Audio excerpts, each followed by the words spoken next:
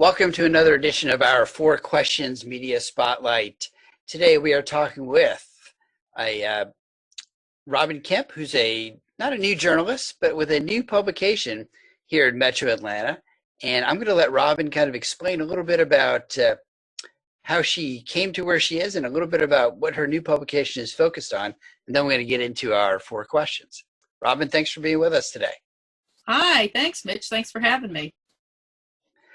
So first question, so talk to me a little about, you've been in journalism in Atlanta for a long time, and I know you just left another local paper down in Clayton recently and have started the new online web publication called the Clayton Crescent. So I guess tell us first, what is the Clayton Crescent and why is the Clayton Crescent? Well, the Clayton Crescent is trying to be Clayton County's first nonprofit news website. If you're familiar with sites like I'm sorry, I'm exhausted. I've been up since 5 this morning. If you're familiar with sites like the Lens in New Orleans, Mm-hmm. or I believe it's the Austin Statesman in Texas? Yeah, kind of some sites, some news sites that are just pure online, not print necessarily. Yeah, but nonprofit. I mean, the point is that they're nonprofits. So that's a funding model that is sort of rushing in to fill the gap where print in particular is leaving off. One of the problems with print operations is you have the presses, and the presses are in most cases extremely old. They've been there for 30, 40, 50 more years, and they're expensive. They break down. There's not always people who can fix them anymore. Then you have the real serious problem of distribution. You got to pay people to go throw papers, and that's gas, and that's money, and that's time, and it's hassle. It's labor intensive. One of the very first things I did, like many other journalists, was put together the Sunday New York Times at 4 a.m. in somebody's basement, and then we all proceeded to divide them up and go throw them. So, that's a whole bunch of effort and expense that isn't sustainable anymore. So we're endeavoring to be fully online and to be reachable through mobile and every other way that you can get it. And we'll say this a couple of times, but what is the website URL for the Clayton Crescent? Well, it's ClaytonCrescent.com, but it is officially ClaytonCrescent.org, O-R-G, because we are moving towards that nonprofit status. So folks can find you on either one of those? Either one. It will also work on .net. So. Okay, good. Well, it's important to be easy to find, and I'm sure you're on social platforms as well, so people can find your stories that way as well. Excellent, Sure. Excellent. You and I have had this conversation that the south part of the town is sometimes a little bit underreported. So it's great that we've got a new publication on the south side that's focusing on Clayton County. Is it now? Are you just Clayton County, or are you going to kind of be a little more ish in terms of your coverage area? Well, the ish is extra. Okay, we're Clayton centric and South Side strong. So Okay. that means that we focus very heavily on Clayton County, but we do not discount the possibility of going into Hapeville, which is in Fulton County, or going to East Point, or going to, something else in the general area. Okay. Depending on where it takes us. That's great. So first of our four questions. So what are you reporting on currently? What are some of the big news stories that you're tackling right now? Well, there's a big one in Conley, and I don't know how familiar people are with Conley in the metro. Conley is kind of an orphan down here. It straddles Clayton and DeKalb counties, and it's lacking a city government of any kind. It's just this sort of legacy town that exists in a vacuum and is governed only by one of the super commissioners in DeKalb County. And they're having some big problems with zoning right now. There are 2 illegal businesses that have been operating in the residential area, and they're very much industrial.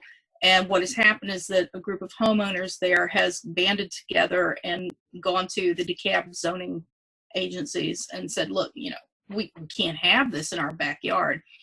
And they supposedly have had the businesses shut down by the county. I'm in the middle of working that story right now. It's possible that the businesses may go away. It's possible that they may entertain some sort of legal action, and that's where it is right now. Another big thing that's happening in Conley, and no one covers Conley, is, well, you've heard about Sheriff Hill having a big roundup, right? 220 some odd people in the past couple of weeks. That's all coming out of Conley. Conley is one of those jurisdictions that has no police coverage whatsoever unless the Sheriff's Department of Clayton or the Sheriff's Department of DeKalb goes in there. Okay. Yeah, I mean, Conley is definitely not something that we see reported very often. I think if you did a survey, probably people would pick, people said pick this out on a map, you'd probably have people would have a hard time finding it. So it's interesting that that's a great focus. And it's not all junkyards. I mean, there are entire subdivisions, nice subdivisions back there. Never heard of them before. And they're putting up with a lot of stuff. So we're trying to give them a little more coverage. So you just started this up. Is there any kind of funny moment that in kind of trying to create this new media outlet, you just cracked up laughing going, I can't believe this is happening this way? Oh my God. The whole thing is a funny moment. Literally, I was in bed, and granted, I get up a little bit later because I tend to work a little bit later. It was 9 o'clock. The phone rang. It was my old boss, and she was calling with the bad news. So I'm like, okay, so we talk, and then I get off the phone, and I literally got out of bed, walked in here in the office, and started it. That's insane. When I look back, I think that's completely insane. And people were asking me, what are you doing? What are you doing? They weren't saying, have you lost your mind? But there are plenty of times where I said, God, I must have lost my mind. What am I doing? But it's coming along. Yeah. So. Well, and just to be clear, you were at the Clayton News before, right? Mm-hmm. Is that correct? Okay. And there are unfortunately some layoffs there recently, and you were one of several folks who were let go within the last couple of months on that. So you're starting a new media outlet in the midst of a giant pandemic and economic crash. And as you said, maybe that's the shaking your head funny part of this that people might look at. But, in starting this up, what's been the most challenging thing about kind of getting it going and working in the midst of all this? Hey, there are many different tasks to do all at once, and I knew that going in. And the most difficult thing has been trying to pace my time. So I know that I need to be putting out content continually, multiple times a day, but I must, because I'm one person, say, okay, I am not going to update COVID-19 numbers 3 times a day. That's insane. I'm going to do it at 7 o'clock when the last ones come out, and that's just the end of it, because that's the one for the day. So why bother? I say, okay, would you like to be on the podcast? Great. When are you available? And I'll try to do it in a morning block or in an afternoon block, and then plan the rest of my day around that. I get up in the morning early and I say, okay, I need to get out of here while the light's still good and go try to get some photos, because I don't have enough photos. Probably the biggest problem is that my photographic assets are all, at the paper, because I created them for the paper. So I have to rebuild file photos and things like that when the opportunity arises. Okay. In terms of those numbers, and I've heard a lot of comments about kind of how the state is compiling some of the COVID-19 numbers and their challenges and frustrations of trying to sort through that. Are you kind of seeing that same challenge and trying to understand that data? Yeah, the state data is what it is, and the AJC has been really just led the way on covering how that data is or is not being reported by the state agency. My particular thing is that I've tried to get local numbers from the county, and it's been very difficult, and I'm really not quite clear as to why. I don't get them every day like I expected I would. I asked specifically for numbers that are broken down by city, and I'll get that every few days, or maybe 3 or 4 days in a row, and then nothing on Friday and not until Tuesday. And it's a matter of going back and mopping up behind that. And at the same time, it's delicate because you don't want to interfere with everybody's efforts at trying to keep the pandemic under control. So that's been a really complex issue to navigate with the numbers. But people want them. People want to know how many people in Forest Park or how many people in Jonesboro or how many people wherever have COVID-19. Right. Absolutely. Absolutely. So last question is, pandemic notwithstanding, what other kinds of issues and topics do you want to cover with the Clayton Crescent? What kinds of stories do you want to tell? Criminal justice. And I don't want to do mugshot crime coverage, which is what I kind of was forced to do for the most part before, just because of the nature of the beast. With this site, I'm able to make the editorial decisions and say, okay, I may not cover every single arrest that comes down the pike.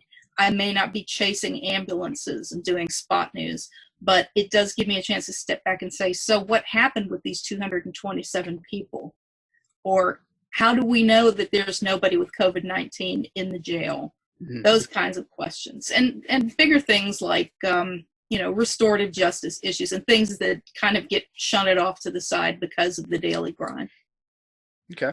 So if folks want to contact you, what's the best way to reach out to you? Well, come on and get me at KempWrites, KEMPWRITES @gmail.com for right now. And we'll have the actual ClaytonCrescent.org email set up. I want to hold off of that for just a little while longer. But you can always get me there, or you can call me at 404-547-1171. And you're on Facebook at? I am at Facebook at several different places. Just look for Robin Kemp. Look for Robin Kemp or look for the Clayton Crescent. Any other social media you want to talk about that you're on? I'm on Twitter. I'm on Twitter at rkempnewsdaily, which I haven't figured out how to change that. I'm sorry, guys, at the News Daily. And there's also a Clayton Crescent Twitter account. Okay. Excellent. Well, we've been talking with Robin Kemp. She's the editor, publisher, copy editor, and photographer for the Clayton Crescent. In charge. Chief of the Clayton Crescent. And check it out. And as always, if you want to find the archives of Four Questions Journalist Spotlight, you can link through leftassociates.com and find the archives. And Robin, thanks for spending some time with us today. Thank you very much for having me, Mitch. Appreciate it.